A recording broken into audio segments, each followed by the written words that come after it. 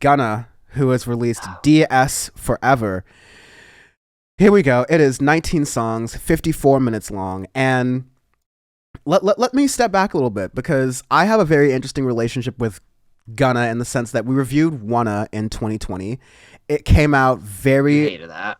it came out very like early into the pandemic, and me and Needle Drop Anthony Fantano, I think both had a similar reaction of that. Like, this is a profoundly dull record. Yeah, like it's extremely boring. Extremely average. But the weird thing about it was that it was so average to me that like certain songs on that album became background music. Like, I don't know what to play right now. I kind of just want music to play in the background. Let me just throw on some Wanna. Honestly, it was a very weird effect where I was like starting to not less of like anything Gunna's talking about because lyrically nothing really there, especially from Wanna.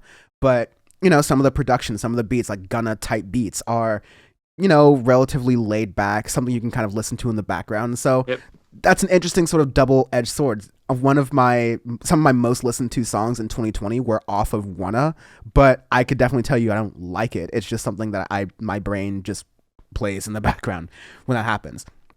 DS4ever, I will say, is Gunna really giving it his all. I think there are like lyrically there's substance now. He's not a lyricist by any means, but this is not mumble rap. It's not just no whatever, Ben Franklin my president. Like, there's some actual rap here that's happening.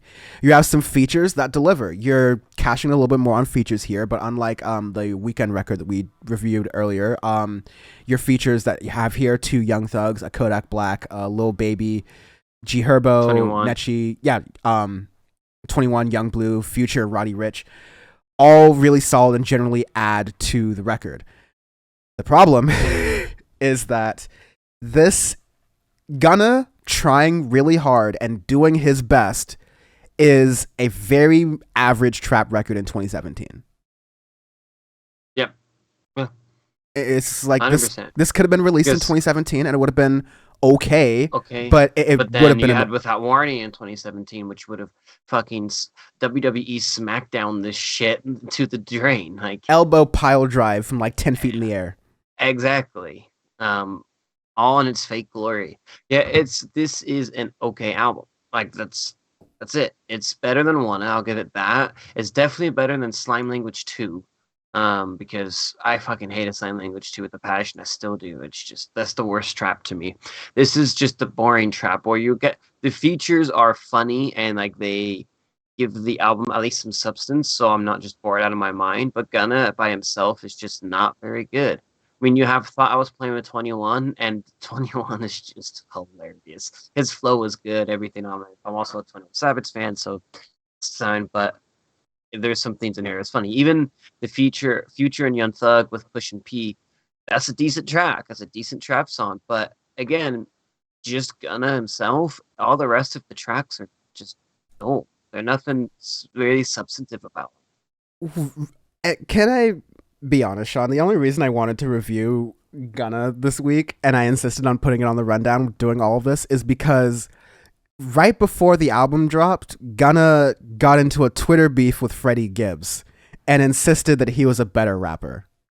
And oh my god, wait, did he say he was a better rapper than Freddie Gibbs? Yeah, and of course, like Freddie Gibbs. Okay. How much do you bleep me on the members podcast? Not at all. That being said, don't. Okay, Gunna, go home and rethink your life. That's what I'll say. Go home, stare into a mirror, and really rethink your life, because there's no God's given way you're better than Freddie Gibbs. Absolutely not. Yeah, first of all, send Freddie Gibbs a calendar invite. He will give you the smoke any time of day. Like, it'll be 2 a.m. and also, Freddie Gibbs is ready for that. Might kill you. Let's just go through the layers. Like, Freddie Gibbs is ready for a fight any given time, so just keep that in mind. Second of all, Freddie Gibbs is, no bullshit, one of the best rappers in the game right now. Like, it's like, and I mean, 2018 record is still fucking incredible. Bandana, like all the collaborations he does with other producers, the work he does with himself, like, he is very multi-talented. He's very good at adapting to whatever sort of production he needs to meet in that moment. Gunna is none of those things. Gunna has no lyrical talent, barely any sort of like street cred. By the way, let's addendum to that. Snitch. We forget about the Gunna snitch story, but like, Oh my god. so like that's a whole context and story thing. Basically, like, you know, the usual thing to avoid worse charges. Gunna turn around and did snitching, just breaking the rap code, breaking the street code, all that stuff.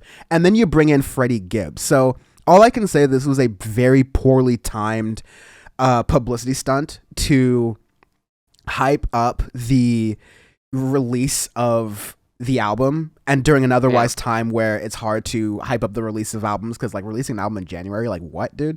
But again, unless you're The Weeknd, like that doesn't bode well for you. But then again, during COVID, I guess nothing really matters with album releases.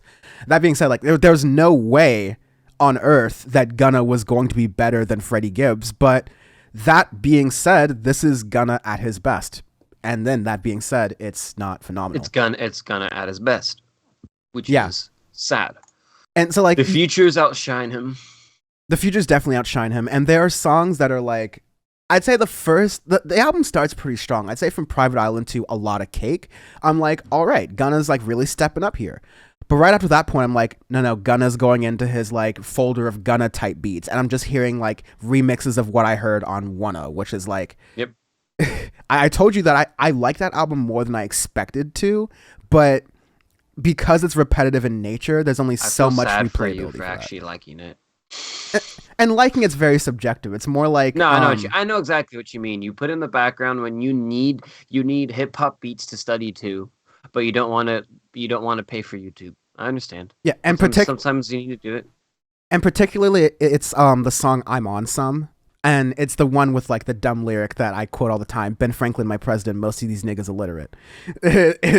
But like otherwise it's like a very sort of like chill hip hop beat. So like I'm fine with it, but unfortunately Gunna's there. And then you have songs like Praise with Chammy and Gunna.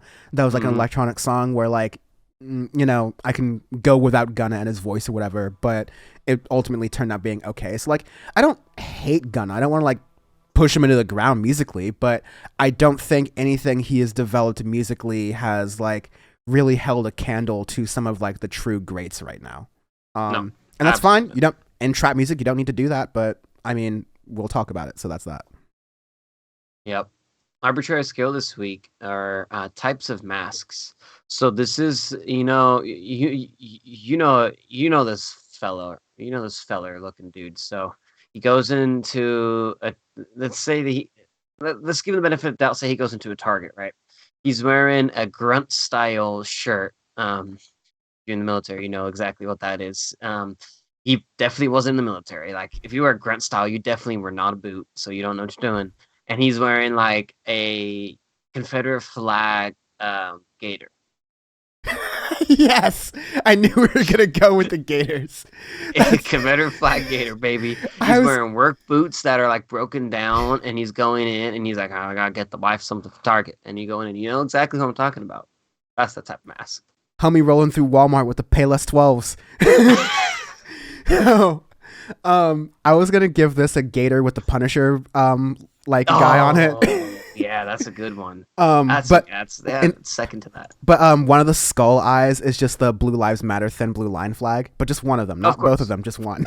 No, just one only. And you can see some of like the bad select masking from Photoshop because it clearly like wasn't done professionally in the background, and it says like don't step on Snick or don't tread on me or whatever the fuck they mean. Hashtag no politics. I can see that.